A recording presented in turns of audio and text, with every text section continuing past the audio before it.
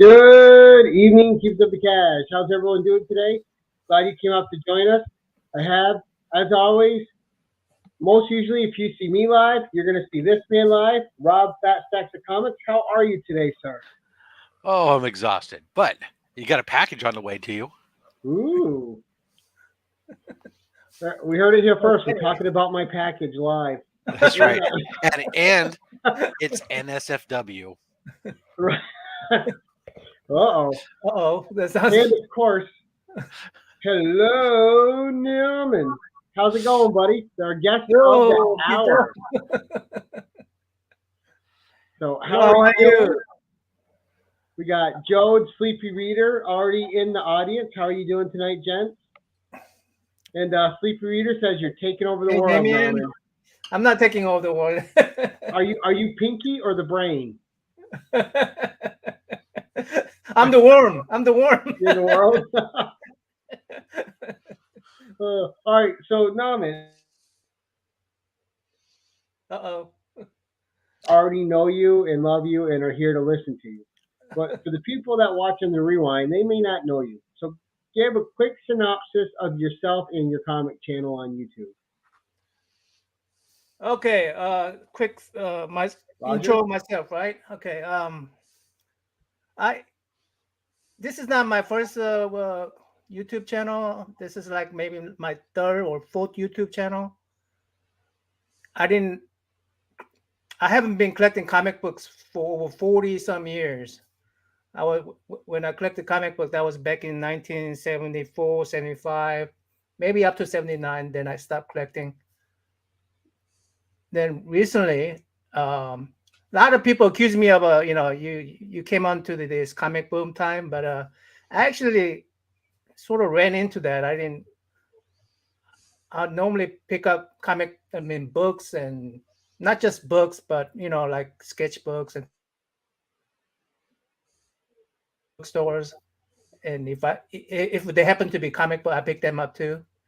So I didn't actively collect comic book until I noticed a lot of YouTube channels. While I'm running my other channel, I have a channel called Namman. It's called Jack of All, Master of None. I have that channel. The comic book feeds keep on coming up to my channel because I enjoy artwork, like somebody doing like time-lapse drawing and stuff. So then I realized there's a huge comic book community, and you know what? I said, I'm just gonna make a channel called, it took me a while to figure out this name, but I'm just gonna make a channel. Matter of fact, I think Chronic Comic was probably one of the first ones I saw when he went to the basement to pick up a whole bunch of books. I think that was one of the first video I saw from the comic book community.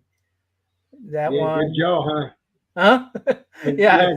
Joe's a good guy to watch. Yeah, I mean that was a pretty exciting to see. That made me imagine. Oh, what if I went to my mom's house and pick through the basement? I mean, she have a storage.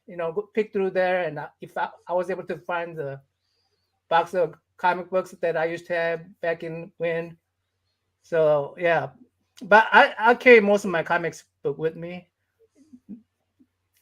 It would be a very rare case where it'd be a very unlikely that I'll find the comic book box like the Joe found. Well, yeah, just that forgotten box was a great find. Those are. I leave the house. My mom just threw out everything. Go back. Hey, Mom, where are my Star Wars figures and stuff at? I got rid of all those. They went to Goodwill. You what? My mom's pretty good about keeping my stuff. She really was. The vinyl record that I'm also belong to vinyl community, and I collect a lot of vinyl records. But if my mom didn't keep the records for me, I probably wouldn't have started that either. She kept about 50 of my original records from 70s. So, and I thought we even had a tornado at our mom's house, and she picked up all those records she just went through, and she even picked up some records that doesn't belong to me. But yeah, she picked it all up and cleaned it up and kept it for me. I didn't know about it. So Was the last couple times I think I've seen a record is when somebody shipped a comic book to me inside of one, which apparently they do make. Put a comic book bag and board inside of a record, inside the slip jacket. It makes a pretty nice backer board. Right. Well, actually, I have a comic book, a Superman comic book where it's a vinyl. They come with the record. Yeah, those ones too. Yeah. And it's a comic read along story.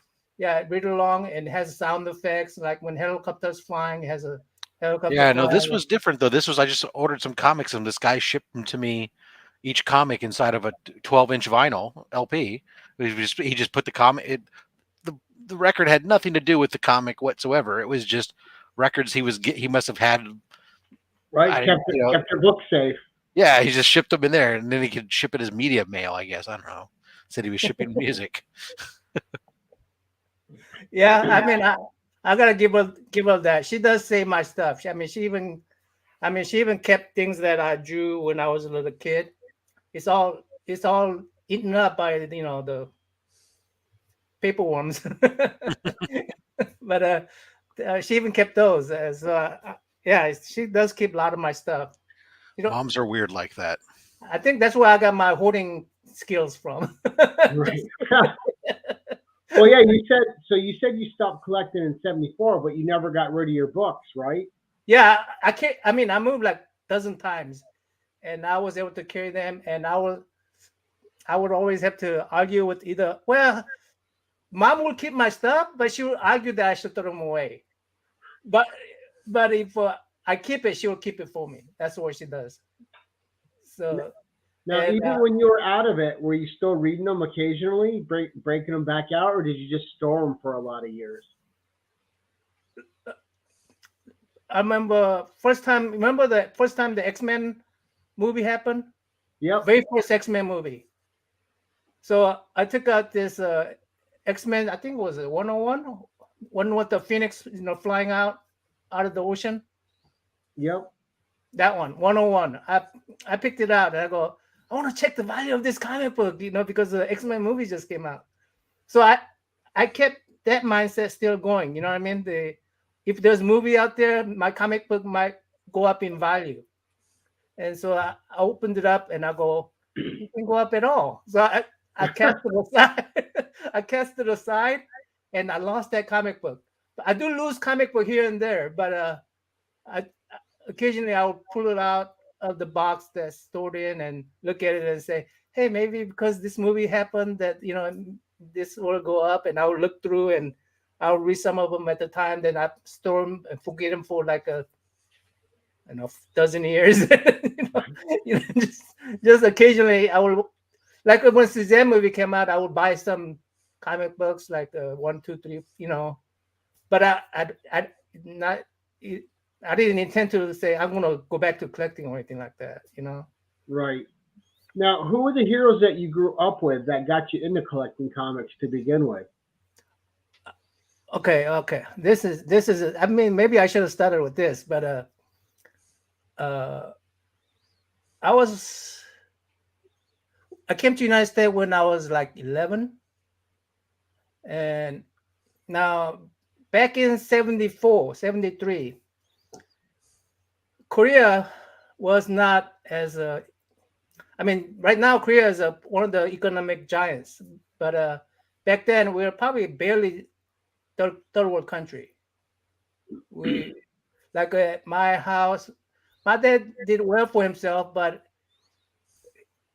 in one house we had 3 families in one house, and we had one black and white TV that we all shared. We had one phone line that we all shared. Idea of having my own comic book was out of the question. It's like you could go to these little shops, comic book shops. You go there, you pay $1 or $2. Whatever the money at the time, and you borrow time, and you just read comic books and leave it there and come back out. You just go in there and borrow time to read it. So that's Right. and that's the only way I was able to read comic books. And I love comic books. My parents say you better. They approve me of reading, but they don't approve me of reading comic books. So I had to sneak out all the time to read comic books. I mean, just in case they will find me, I will, walk about a mile away. So it's not my neighborhood. I will go to some other neighborhood, and read over there so that they won't find me. You had a plan. Yeah, and I used to enjoy Disney. They used to have this Disney feature and every Sunday, I think. I never got to watch a full movie until my mom took me to Peter Pan movie when it was released in Korea. And that was like, wow. That was like, Peter Pan was like, wow. So Walt Disney probably is my reason for collecting comic books, I think, because that's when it started. For instance, I thought Mickey Mouse, Mighty Mouse, I thought they were the same characters. Oh. I thought there was like I thought maybe Mickey Mouse was like a Clark Kent and Mighty Mouse was a Superman, So, Right. but I didn't understand all the comic book industry because I just I didn't get to read it. I mean, and they are normally. I mean, I don't get to watch a full movie like that, so that's how I got to understand what. But I do know about Superman because at the time kids were like, there was a newspaper article about some kid jumping off with the red cape in Korea. So Superman was well known, and Mickey Mouse, Mighty Mouse, Walt Disney was well known in Korea at the time. And when I came over to the United States, they said I could buy a comic book that I could own. I was going, wow! I could actually own a comic book. I could turn in these bottles, and I just turn in a couple of bottles, and I get $1 or so, and I could buy 2 or 3 comic books. Nice. I mean, I was going, that's amazing. So, but you said they didn't want you reading them. Did you have a secret stash in the house? No, this is when I came to the United States. The whole thing changed in the United States because language changed on me. So I would give I cannot read regular books. I gotta learn how to read using comic books. Nice. What was your favorite title or go-to title? Well, obviously it was Superman because okay, because that's the character I knew in Korea. Superman was well known in Korea. Batman was well known. They had a Batman TV series. The dun dun dun dun dun dun kapow. That was well known in Korea. But Superman occasionally would have a TV series like that. But yeah. So when I saw full color, Superman. I mean, Inside too. That was amazing too, because comic books in Korea, the colors are just outside, just like manga. Right. Just colors. On the covers and black and white on the inside. Yeah, and American comic book, you read it and colors are inside too. I mean, that was amazing too. So, I mean, that cultural difference between the two was just amazing. I mean, having my own comic book, that was just out of the question for kids in Korea. But now, when you came over here, did you immediately fall? Because back then, we're talking the 70s, where Saturday mornings were every kid's waiting to watch their Saturday morning cartoons. Did you get hooked on the Super Friends and Spider-Man and his all those old not Spider-Man and his Amazing Friends, that was later, but the Spider-Man cartoon, did you get hooked on all those? Yeah, I think that's how I became a night owl, because I didn't want to miss any show. So one of the things I did Friday night was not sleep. I didn't want to miss any show. I want to catch the earliest show they would have because I didn't want to. There's a chance that I would miss a show. So because you got 3 channels basically, right? Right. And you have to Kids make will a never choice. understand that these days. Huh? The kids today will never understand that. Yeah, and I had to like, how can I watch this and this and this? I hate it when they will play the same cartoon on the same time. Why? Right. The same. I mean, my Commercials favorite come on. cartoons at the same time. 2 of them. Yeah, the commercial would come on. You go flip and turn the channel real quick, try to catch some of it, and then you'd forget what you were watching on the other. And you'd go back and. Well, that's another amazing thing. Remote control was the first thing that was like a new thing for me. You fancy. I go, what? We didn't have a remote control for my TV until like the late 80s. Well, we had a one TV. We didn't have a whole bunch of TV. I mean, later on when we got better off, everybody had TV. And one of the things that we argue was that once the TV split up into each room, the family became not so family anymore. Right.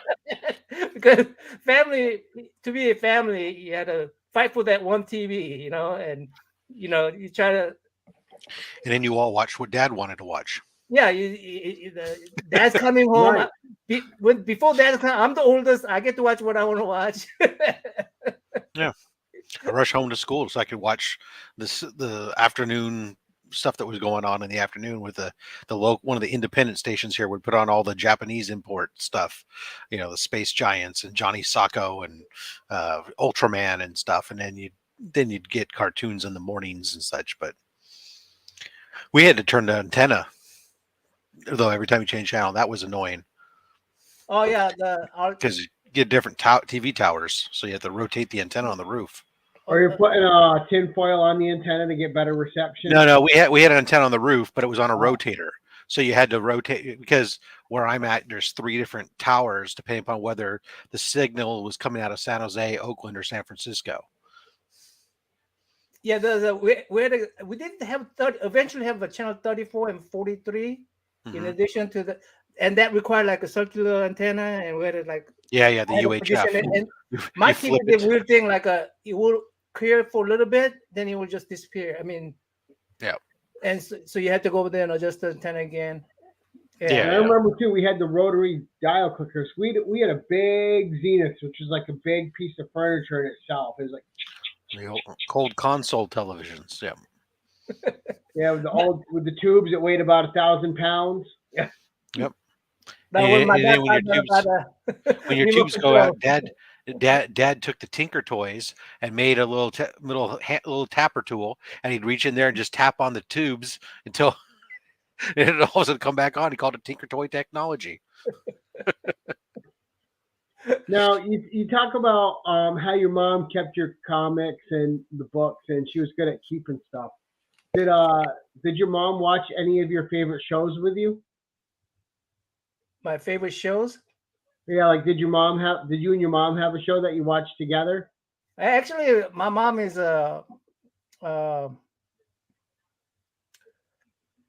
she likes to read and she likes watching movies. My dad doesn't. He will fall asleep. So actually, she's the one who took me to my first full Disney movie, Peter Pan, when I was in Korea. And she will watch movies even though she don't understand the language. She loved watching movies, especially those black and white movies, like any of those Doris Day movies or right, like Casablanca, some of the classics like that. Yeah, like Audrey Hepburn movies. She will watch those, and she didn't even understand the language. she will watch those. But Nice. she did love watching. She's enjoying them. Huh? As long as she's enjoying them. So she did enjoy movies, but she's the one who actually introduced me to books and pop culture movies, actually. So. Let's see what Roger. You know, they had indoor antennas in the apartment. That was enough to even broadcast up from the Empire State Building. I lived only a mile and a half from there. See, in that when it, like so like most of us, you have like your favorite. Like one of my favorite things growing up was Kong. I loved King Kong. Now I would go. I remember going to the theater and seeing the 1970 Kong as a little boy, and you had Peter Pan with your mom. But so Kong's always stuck with me. I've always loved Kong. I still do to this day. Are you still like a big Peter Pan fan, and you still watch the movies and revisit them? Actually, Kong is one of my favorite movie. King Kong is one of my favorite movie, and I think that is I even with the whenever they had the new Kong movies, Yep. I prefer the old black and white Kong movies. I always go. I want to see the old movie. I don't like these new ones. Oh, the old one's great. I mean that movie is almost. I mean that movie is timeless. It is. Yeah. And the Willis O'Brien animation's incredible, and yeah, and that movie is that was another thing I was amazed about. I could actually go to movie watching dollar theater movies. I could watch Kong and Snow White on one day, on one Sunday matinee. When I came to I'm going to blow your mind for a second, Namman, because my kid's going to be 12 this year, but when he was 10, we have in Rochester the George Eastman Theater. So he was the big head of Kodak, but he had his own movie theater in his home. So they show movies there, and they show classics, and they have original reels there. They have an original 1933 reel of King Kong that they had brought in there. The reel. And wow. They had Fay Ray's daughter speaking before and after the movie. So I got to take my 10-year-old son to see an original reel in its original projection. So one of the ones that was originally shown in 1933, I got to take him and we got to watch that together. Wow. Yeah. You know how cool that was? The sound was horrible and it was incredible. Scratches on the film. Yeah, but that was part of the experience. It was so great. I would love to one day, if they kept those old theaters in the, that small city in Oklahoma somewhere. Right. It's in Deal City, actually. Deal City, Oklahoma. I still remember that theater. It's very small. And this old theater has one of those old designs on it, with the light lamps, Right. And I would love to go over there and just watch all those Snow White and King Kong over again. That'd be so fun. And I still watch, like last month, I watched the 3 old Sinbad movies again, too. I love the Sinbad movies. Oh, yeah, those skeletons. Oh. It's Jason. Yeah, he's fighting the. Yep. And also bringing up skeletons, I also love Jason and the Argonauts. Oh, okay. I was thinking of Jason Argonaut, not Sinbad. Okay, right. No. Sinbad fought some skeletons in the movies, too. But just Jason and the Argonauts has that big famous scene of it. Yeah. I was thinking, I still was thinking Jason Argonaut. I think because whenever Sinbad and Jason Argonaut, I just collate them together sort of because they had a skeleton animation. They're all Ray Harryhausen, so. And that's part of the thing too is I really love what we have from movies today, and I wouldn't take it away. But watching those, even with some cheesy effects or the way they did it, there's just a magic to them that is missing now in a lot of stuff. Yeah, I mean, it's amazing how they were timeless for so long. But it was an event to go see a movie, right? Because you didn't have movies at your fingertips or at the rental store or at the 7-Eleven or out streaming on the internet or any of these things. So to go see this was an experience, and you went, and oftentimes you were doing it with your family or your friends, and there was something special about it. Even when going to the drive-in and listening to it on the little metal box hanging on your window, right? It was something special because you were doing something as a family and all this other stuff. Now it's like I go to the theaters and it's like the kids don't want to come. They don't care. It's like, so I'm going to the theater by myself to watch movies, and it's It's You know, still and it's magical nice. to me. It's still great. Look, I want to go see a big thing. Like tomorrow, I'm going to go see Top Gun in the theater because I have to see it in the theater. But I also Right. have, a massive home theater system here now that is nothing like in the old days of when you did have a VHS tape and you put it in and you were listening to it in that glorious 4-inch mono speaker. Right. Yeah, I remember hanging them on your car, on your window, and Right, that's how I saw Star Wars. Was at the drive-in theater for the first time with a little metal box hanging on the glass, the way that's how I Lucas saw intended Conan it. the Barbarian. Right? Forget I your saw Conan the THX Barbarian sound. drive-in theaters. I saw the Conan the Barbarian drive-in theaters, but Star Wars I saw at the real theater. The last time I went to a drive-in theater and they tell you got to turn on your car, I'm afraid I'm going to drain my battery. Right. Running thing. Well, either that or they got all these headlights on as these daytime. Every car's got these daytime running lights and stuff on. And then also too, you had to go if you wanted to see something. You had to go to the movies. No Yeah. idea when you would ever have a chance or an opportunity to see it again. Well, what was nice also, some of those older flicks would come back, right? So you only saw them in the theaters, but that's how you got those dollar matinees and the stuff like Right. that, which was also cool. So yeah, you'd see movies in the Is theaters drive-in years coming back? afterwards. Are the drive-ins coming back at all? There's some here and there They had a places. little comeback when COVID first hit again. Well, there were some, like where I'm at. There's one that's been around for a while, still open, but actually that's what's kind of cool about like some of the Fathom events now. You got like right now they're coming up. Smokey and the Bandit's going to be back in the theaters, celebrating its 45th anniversary, and then next month you have Fifth Element's going to be out for its 20th anniversary or something like that. Oh no, you're missing the big one, Rob. No, I'm not. On Father's Day, John Carpenter's The Thing is the Fathom event. Oh, I purposely skipped over that. I knew you already knew about that one. And this is where Rob's co-hosting duties come to an end. Oh, yeah. Well, so yeah, I've never Smokey actually and even seen that Bandit, you're movie. a big fan of that, aren't you? Huh? That's you're the thing. Is Smokey and the Bandit, isn't it? Hell yeah, Smokey and the Bandit is awesome. I remember watching that a lot with my dad. My dad is a big Burt Reynolds fan. I don't care And about he Burt loved Reynolds. the Smokey and the Burt Bandit Reynolds is movie. great, but Sally Fields at that age Oh yeah, wasn't Sally difficult. Field. She filled out those genes very well. So now we're talking about movies and all your movie watching experience. Here, I'll bring it back. Gary. What's your favorite comic book based on a movie? There you go. Conan the Barbarian. Is it really? Nice. No, I just want to impress Gary. Oh.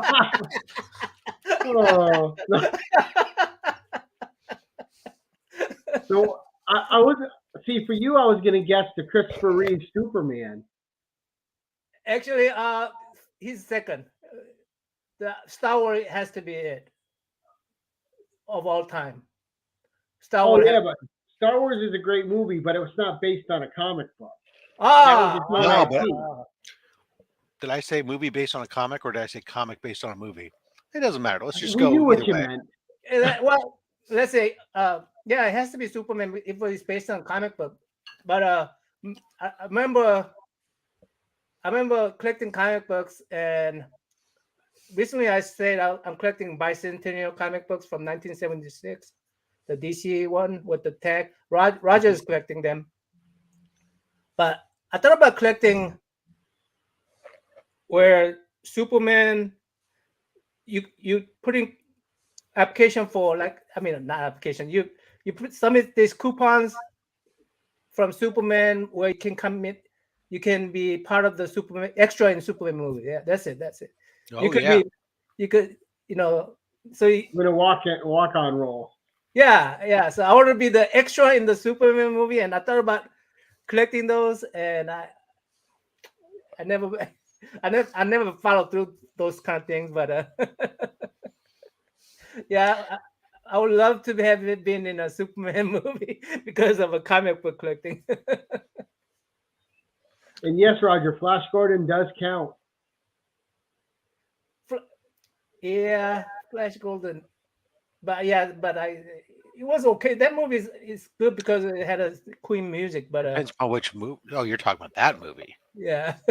I love that movie. It's the way cheese should be done. It's Yeah, I mean, I exact- loved it because, but cheese. without the Queen music, I mean, it had to have Yeah, a Queen I go music. back to like the Buster I want to go Crabs. back to the old Flash Gordon serials and stuff and the Or if you I want to go watched back to the those werewolf too. movies, yeah, then yeah, And you had the old George Reeves black and Yeah. white you cereal. know You had the Batman black I like and the white golden cereal. age Flash Gordon and if we go, my favorite movie before I came to the United States would be hey, is that a Comic Journey? Yeah. No, We I'm we not have a calling it Comic Journey book, Comic sighting. Well, we had a Kenny Cap sighting today and a Comic Journey sighting. And a slot on Instagram. I right. mean, that's insane. Hello, Comic Journey. We miss you, bud. Now let's get into the art a little bit because I know you're an artist. You draw. Who are Yeah. some of your favorite comic artists? And then we'll talk about you drawing. When I was collecting comic book, my favorite artists were like Mike Grill, the Jim Starlin. Actually, I didn't like Jack Kirby's art. Jack Kirby art was a acquired taste for me, but I like Mike Grill, Jim Starlin. Who else was who's that guy who draws Freeze? I cannot pronounce his name. Ron Friends? No, guy who draws Conan John paperback. Buscema? Barry John Windsor Buscema. Smith? No, it starts with Frieza, and he draws those Conan paperback books, cover for paperbacks, not the comic book, but Oh, Frank Frazetta. yeah, Frank Frazetta, yeah, him, yeah, I like those guys. But Yeah, Frazetta's amazing. yeah, but I cannot pronounce His his daughter name. Sarah's doing great work now too. Huh? His daughter Sarah's doing great work now too. Oh, I didn't know. Okay. Yeah, but they're like them and Joe Jusko. Now, are they what got you into drawing? Have you always drawn, or you just dabble here and there? I think my uncle is what do you call it? He's a master at creating those Korean vases, those Korean vases with the Korean art in it. I mean, Asian art in it. Right. He was very successful at it. If you go to his town and get off the bus and you just name him, and people will take me there. I mean, he's so well known. He was like a number 100 artist in Korea. Like Wow. So but he got famous for. I don't know if you guys remember when Russia shut down Korean airline.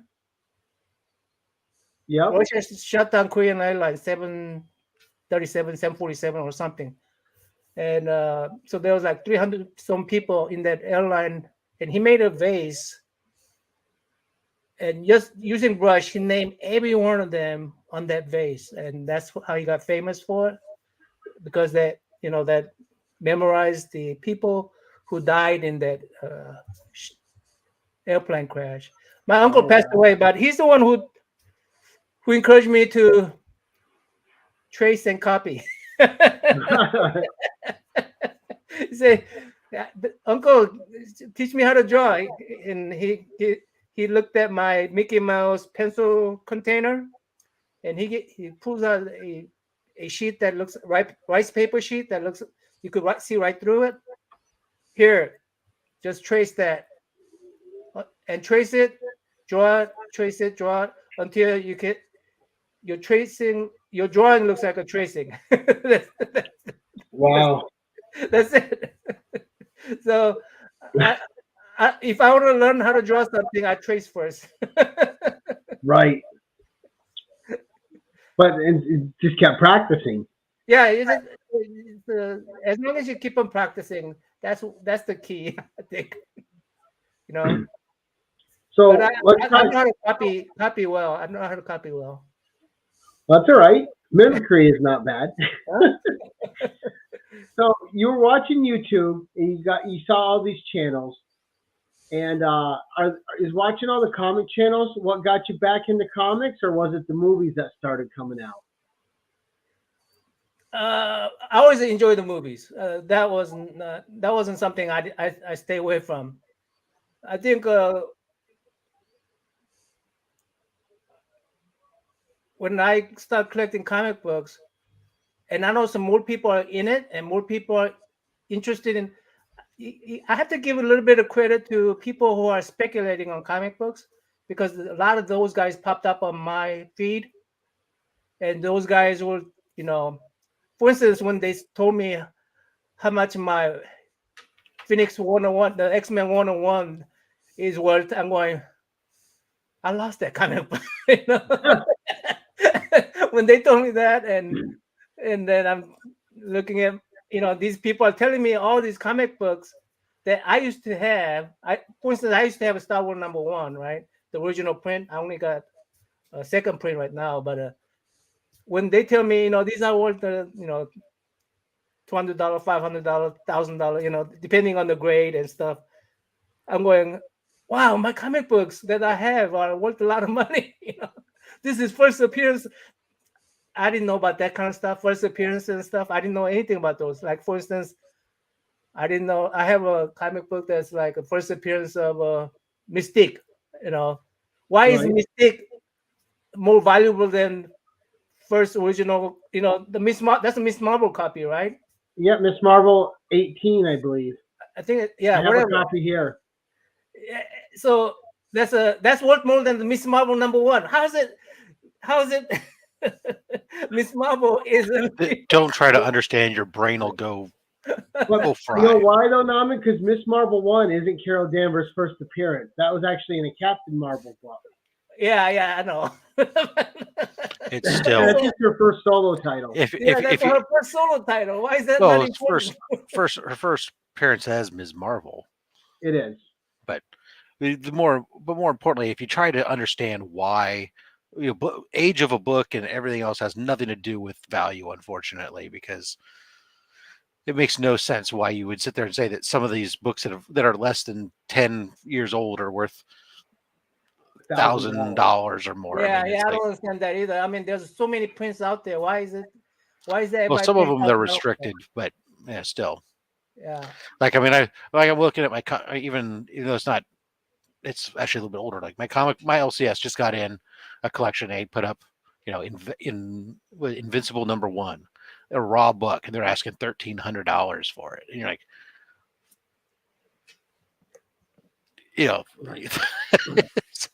there's so many other books that I would rather spend for $1,300 on, or I don't even have to spend that much on, that are older and more significant to me. But it all depends on the individual. The market is what it is. So I'm a stamp collector before I was collecting comic books. So my mentality is like a stamp collector, like hey, this commemorates this event, this time, like for instance, bicentennial books. Those books to me should be more valuable than any other books, right? Nobody's looking at those, but those bicentennial books, it commemorates a 200th year of the United States. How is it those books are not valuable than because those quarters are still worth a quarter.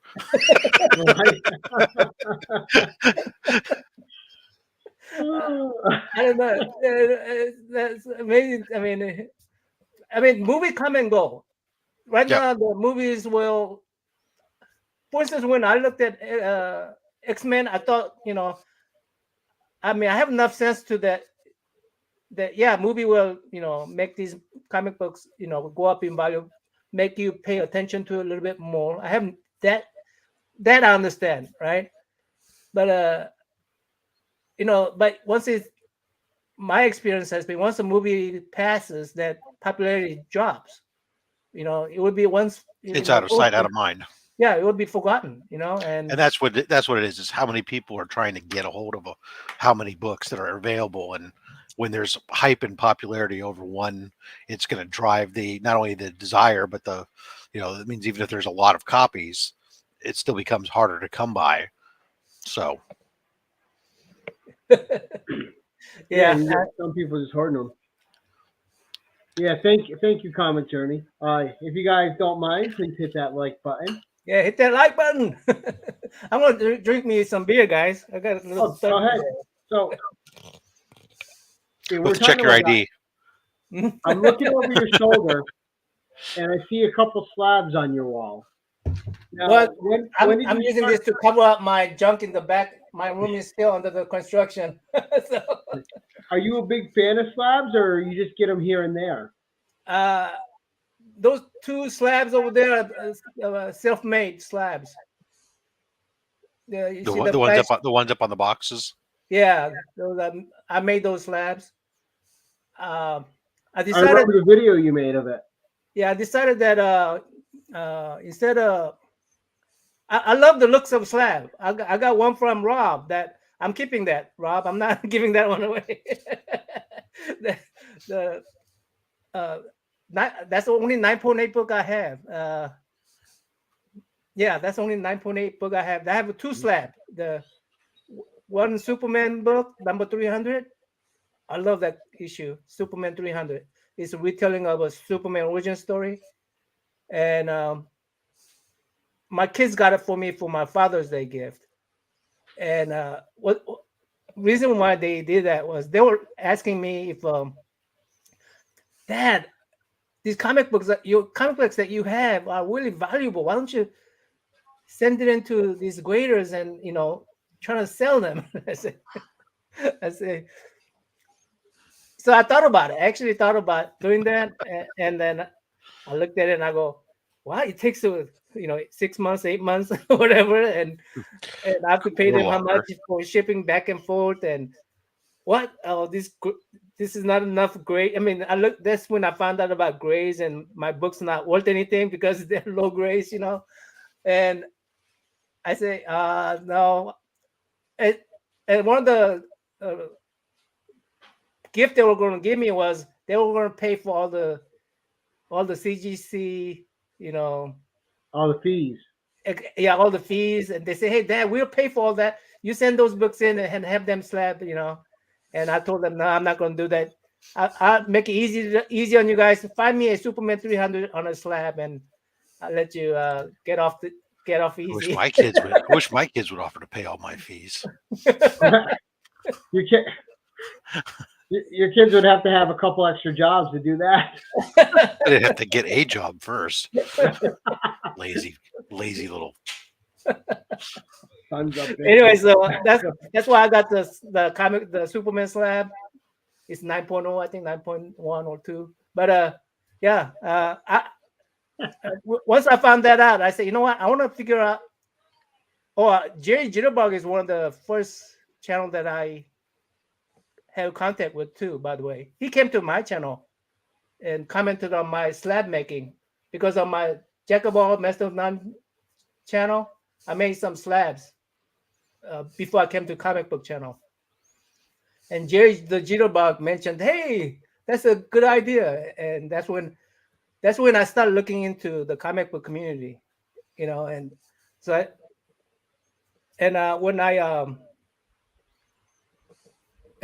when I found out about slab things, I just say, you know what? I want to spend the time, waiting for the time because it's taking me a lot of time for me to build those slab myself. But money, the money I'm going to spend on the slabs, I'm going to see if I could put those money into figuring out how to make my own slab and figuring out how to conserve it while I'm storing it into my slabs. So, I'm putting like a UV protection films on them, and I'm trying to make it so that you can actually cold press the comic book while I'm putting in the slab. And see if I could put even pressure on the comic book, and and not have staples damage the press and things like that. I'm trying to figure all that out. And so there's a lot of thought going into those slabs. More than you think. Yeah, we'll have CGC, CBCS, and CBW slabs. Comic Bookworm. CBW sounds good. You got to get it started, right? Oh. Now, have you ever got the chance to meet any of your favorite creators? No, actually, I don't. I'm not. I've never been to Comic Con. I'm gonna go Comic Con now, guys, because I'm now in comic book community. So I'm gonna go to Comic Con. But no, I never got to meet any famous artists or favorite creators. Jim Lee is one of my favorite new creators. I would love to meet like people like New? Mike Grill and people like that. But yeah, I do have I don't know if you guys noticed, but I do have few artists that came over to my channel, and I interviewed them. That was very fun. I really enjoy talking to those people. You said from an artist. How about you said new artist? You said Jim Lee. Yeah, he's a new artist too.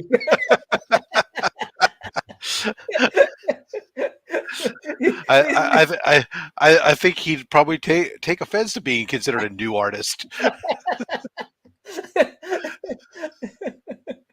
Yeah, I mean, right when I stopped collecting comic books, people like Jim Lee came on. So I'm gonna have a Greg LaRoque coming onto my channel. Ooh.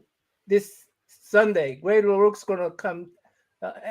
And he's one of those artists that started as soon as I left collecting comic books. So I'm gonna tell him he's a new artist too. You're a young one, but he's actually older than me, so I can do that. So who do you think is who's one of your favorite artists working right now out of this new batch?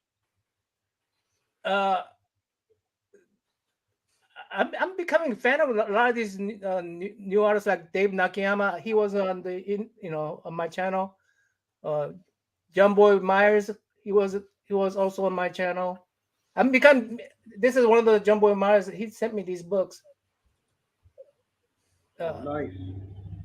Yeah. Ryan Odegawa. He's unknown art. He did few comic books. He did amazing work.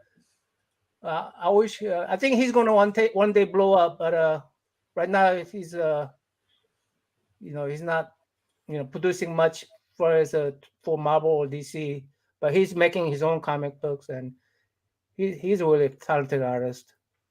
But Jim Lee is one of those artists that I follow not because of comic book, but because of his YouTube channel, and his Twitch. He has where he does live sketch on Twitch, right. And I will watch those things. I watch Jim Lee, Kim Jong-gi. I don't know if you guys know him. Yes. Well, Keep On Collecting had a question for you. He wants to know, how do you get all these artists on your channel? Do you just simply ask them, or is it that easy, or do you have an in with some of these artists? Well, it started with Ryan Odegawa, right? Ryan and I. Yeah, and we knew each other from previous. We did some political campaign. It had nothing to do with comic book art or anything, right? But we got to know each other. We got to know personally. And when I started a comic book channel, I said, "Hey, Ryan, why don't you come over and let's talk about some art you did, And then people saw that, and I asked Ryan also about other artists. So he introduced me to John Boy Miles because he knew John Boy Miles. Actually, Ryan, he worked with the Jim Lee himself. He used to work for him. And so, yeah, that's how it started. Just they introduced me to each other. Like when I interviewed Justin, No Good Comic. And I found out that Justin's father is Greg LaRoque. I said, "Can you hook us up? Can you hook us up?" Right. So and so that's how it all started. It started with Ryan, and other people came about because Ryan knew them, and also my co-host, Otaku Tour Guide. He just sent out a whole bunch of Instagram messages and People answered, huh? and whoever answered, they came on, and David Nakayama came on that way. He just sent him a Instagram message. We sent him some elaborate message. I think we had a pretty good hook because it was a month of May. Month of May is celebrating Asian American Pacific Islanders Purge Month, and we say, you know what? It's Otaku's idea. He said, let's celebrate that. And I'm going, hey, that's a good idea. Let's do that. Let's celebrate that. So we've been talking to all the Asian American collectors, Pacific Islanders collectors, and artists, and just once we started that, the month of May was it still is very busy month. Nice. That's great though. Yeah, I think that's part of the awesomeness right now is comics are really strong right now, and there's just no shortage of talent and no shortage of variety, and it's coming from all over the place. Right. Yeah. One guy I got from he's a Ernest Chen. His name is Ernest Chen. He's a supervisor for DreamWorks. He does animations and stuff. Right. Actually, this guy named Pat, he does a podcast. He came over to my channel. He saw my interview with David Myers, right? And he said, "Hey, let's work together." And I said, "Yeah, let's work together." I checked his podcast, and he interviewed a whole bunch of Asian Americans on his podcast.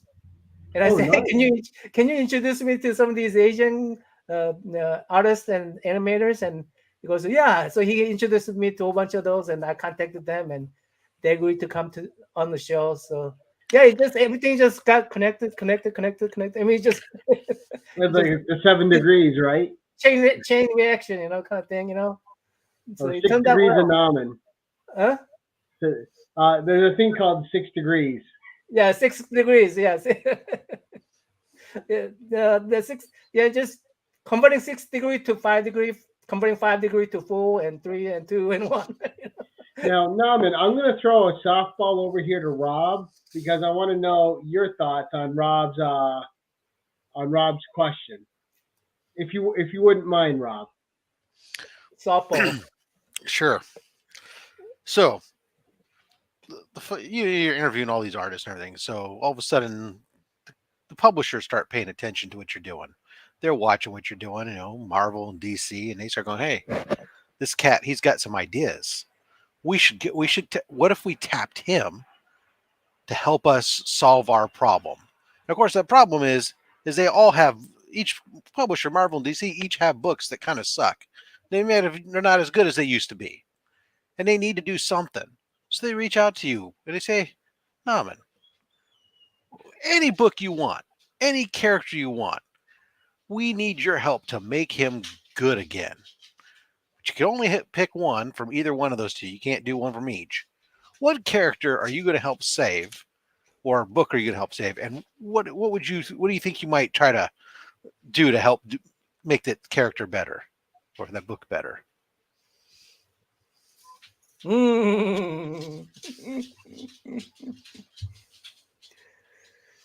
Boy.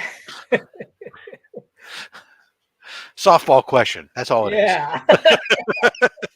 That's not so soft, is it? It's a softball thrown 99 miles an hour right down the center of the plate. This is a hot seat.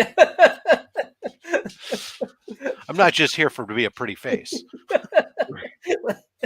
Wow. Okay. I mean, my first thought was going to Superman, right? Because I'm tired of seeing Batman books.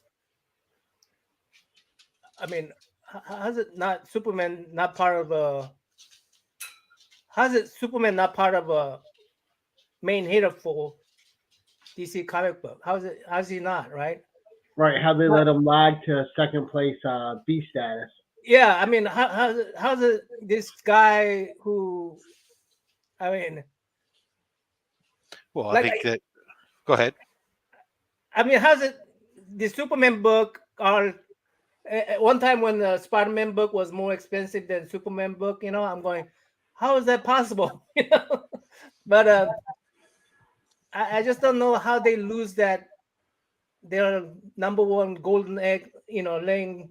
Well, the knock on him character. for so long is amongst the people had been that it was just boring. I mean, is he's so generally that they've been trying to combat that by either depowering him or bringing now his son in with different things that are going on and stuff. So if the assumption is that he's boring, what would you do to make him more interesting then to the people?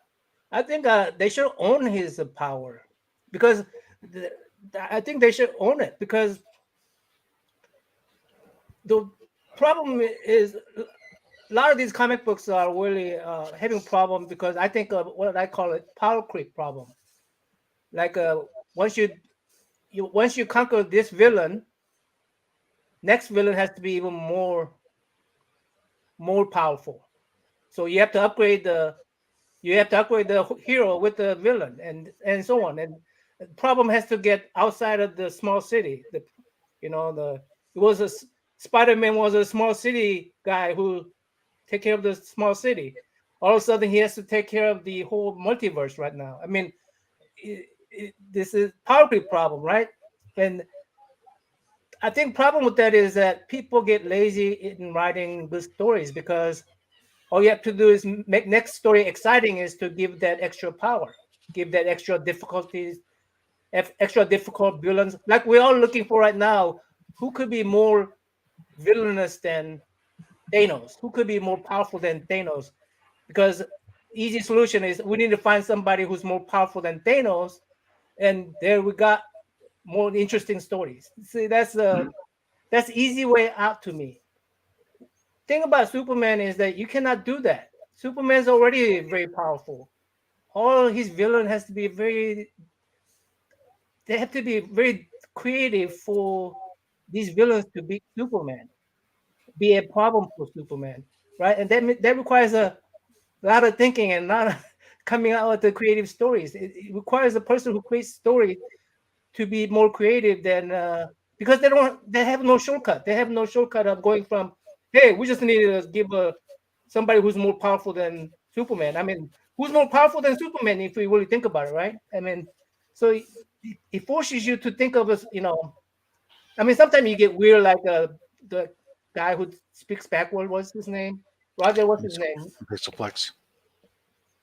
The Irish guy, sort of like Yeah, no one can really pronounce his name, but Mitzelplick, whatever his name is. Mitzelplick? Yeah, Yeah. I mean, they will have to come out with they will come out with some crazy stuff like that. But while coming out with the crazy stuff, they will come out with some creative stuff. It will allow creators to think creatively rather than in that one path where, hey, we just need to power up this guy. I'm with Nornrad there. The Injustice, which surprised the hell out of me as a book that was based off of a video game of all things, but did something so intriguing with Superman and really made him interesting to me for the first time in a long time. By seeing how that slippery slope he could go from being a protector to then being essentially an authoritarian. Not calling me names, Roger. Yeah, that's great. You have to trick him to saying his name backwards, right? Right. Anyway, I agree with you, Rob. And I'm sorry, Namman, go ahead. I just think that there's the good story to be told, just that people are getting a little lazy because, first of all, they rely on their gold laying eggs. They rely on Batman.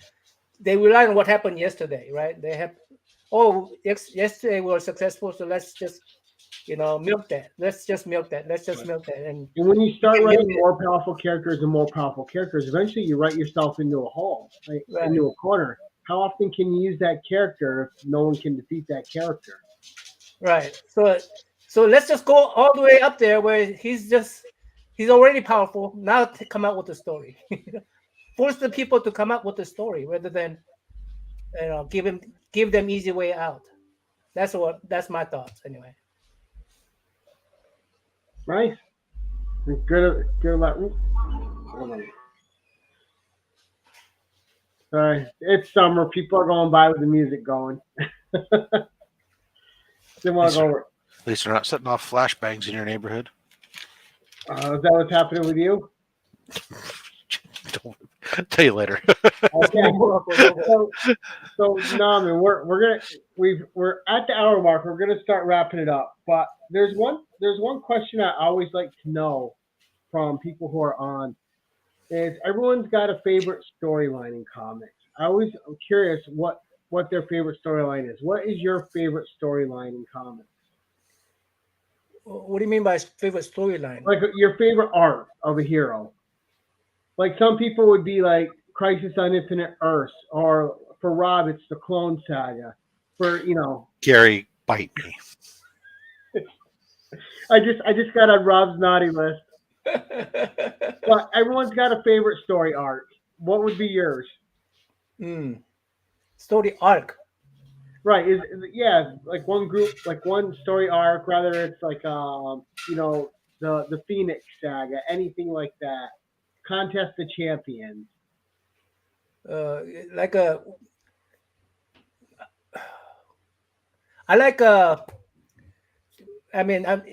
This probably will change, right? But just because I almost finished reading Commandy, right? Right. So I like that kind of story where you rebuilding. Basically, the dude is building from scratch. He just got shorts on, nothing else. Dude is going out there. Everything has been destroyed. Everything has been turned upside down, and you have to create a new universe for yourself, new whole world for yourself. I think that's where most comic book comes from. I think that's why most comic books are where superheroes are orphans. You fantasize that, hey, as a kid we read these comic books and we fantasize that I have the control. There's no parents telling me what to do. Right. I think that's why they all turn into orphans, and I have the power. And I have all these responsibility, and if I was that person, this is how I would create the universe. And I think that's the whole story arc, is that we get to create a new universe for ourselves when everything is just blank sheet of paper. And that's the type of story I like, is that where you're creating it doesn't happen overnight, but just keep on building. You just keep on building from from scratch, like Nice. like island stories, like when you go to like a Robinson Crusoe type of story where you just build from scratch. You got nothing on you. You create the world around you. Right. You just build around. You just build your own universe. Yeah, I think that's what type of story I like. Nice. Well, that is a good answer. See, you have some good, evolved, thought out answers. Thank you. So, favorite title going right now? Favorite title going right now? Well, Your favorite book? Yeah, I just recently reading Commandy, but one of my favorite book is something that's on your pull list now. Dark Tower series. What's that? Dark Tower from Stephen King. Dark Tower? Yeah. Is that out? Is that going on right now? No, I'm collecting. See. Oh, okay. No. I think Gary was asking what's like on your pull list right now, a current series that you're reading that you like. From current list. Unless you don't have a pull list anywhere and you don't read current books. I don't have a pull list. That's okay. It's all right if your answer's Commandy. Huh? said it's okay if your answers commodity. I mean, I'm still reading my Bronze Age books every day. Yeah, well, that's what I concentrating on my collection right now. Instead of buying new books, I decided that I'm going to buy my Bronze Age books that I missed when I was a kid. So I'm just going back and buying all the commandees, freedom fighters, And sometimes when you show me about this, you remind me about Oh, Starfire. Starfire. I say, oh, I remember that. I mean, Starfire. So I'm just, collecting all those comic books that I used to collect, but I couldn't collect, one after another. Mhm. Right. Yeah, I'm just filling those gaps that was back when I was a kid. So that's Nice. what I decided to concentrate my money on. That area. I do enjoy some new books, but mostly new books are cover buys. Ah. So Fair enough. you're not really reading anything new. Yeah, I do actually. I do enjoy Stray Dog. I do enjoy Stray Dog. That's pretty new, right? Yeah. Yeah, Stray Dog. Yeah. Nice. All right. Well, Namman, we'll start wrapping this up. And, just want to say thank you first for coming on. I want to thank the audience for coming out. We had a great active chat tonight. Thank you guys so much. We're going to go around the table here. Rob, what have you got coming up, sir? Oh, well, today is Thursday. That means Saturday's right around the corner. And that can only mean one thing, but it's time for Slab Hub. And we're going to have from Instagram, Polanski CC. Some folks know him as Lee.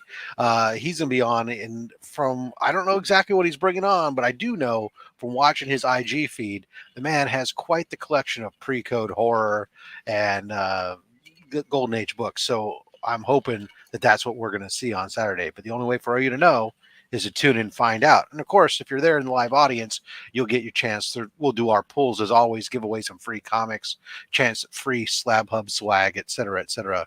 And then, of course, the rest of the week, there'll be various videos, usually Mondays and Thursdays, where I open up boxes. And you can only get the Slab Hub magnet by winning on the show. So you gotta be there present. Yeah. Otherwise, I'm all over the place. I'm like VD. I'm everywhere you look. And coming up on my channel, we got, of course, Savage Saturday Comic Review. I got a Shop for Comics mystery box coming. Next Tuesday, we have Actual Dracula on the 10/11. So we're going to learn about 10 books from him. And, oh, nice. But it's going to be a lot of fun. I got to check to see who we have next week in a hot seat because I knew it and now I'm blanking. So we have Polkan Joe next week in the hot seat. Ooh. So, and we're going to bother him and try to get him to make a Spider-Man light-up belt. So that'll be fun. So, Namman, what's coming up on your channel, sir? Coming Saturday, I have another Asian American collector. You will never guess that she's Asian American, but she's from Alex from More Life and Travel. Yeah, she's going to be my guest. She don't honestly collect comic books, but she went out to hunt for comic books so she could give away on my stream. I mean, she was awesome lady, very generous lady. She's gonna give up.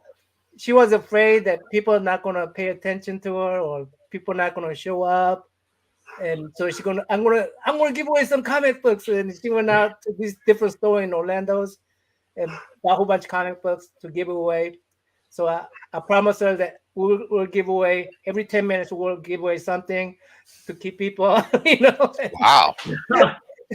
and yeah, so she'll be on here Saturday, and I make sure that she get these comic books that are my previous guests, like Dave Nakayama, John Boy Myers, Ryan Odega, and my future guest, Greg LaRoque.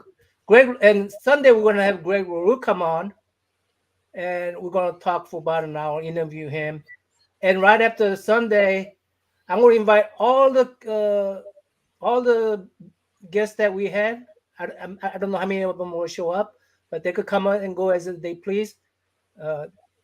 All the guests from all the artists and all the collectors that appeared on my Asian American Pacific Islanders Heritage Month show, I'm going to invite them over back, and in there we're going to at that time while they're talking and meeting up with each other, collectors and artists meeting up with each other, we're going to give away a bunch of comic books and sketchbook like the John Boy Meyer sent me and things like that, comic books that he sent me and stuff like that. So yeah, that's what we're going to do. So it's going to be grand finale for the May. Right, with a little round robin, huh? Yeah, so grand finale. Hopefully, I'm able to have about 10 people on my channel at once. So anyway, I hope a lot of people will turn out. Maybe none of them will turn out. I don't know. So we'll see. We'll see how it goes. Yeah, I'm sure it'll be a lot of fun. All right, excellent. And guys, in the chat, please, thank you once again. Check out Namman. Thank you for having me, guys. For those of you watching on the rewind, his links are in the description below to both his YouTube channel and his Instagram, his comic ones at least. And that's it from us. And as we like to end these things, guys, we're going to sing ourselves awkwardly. Awkward ending.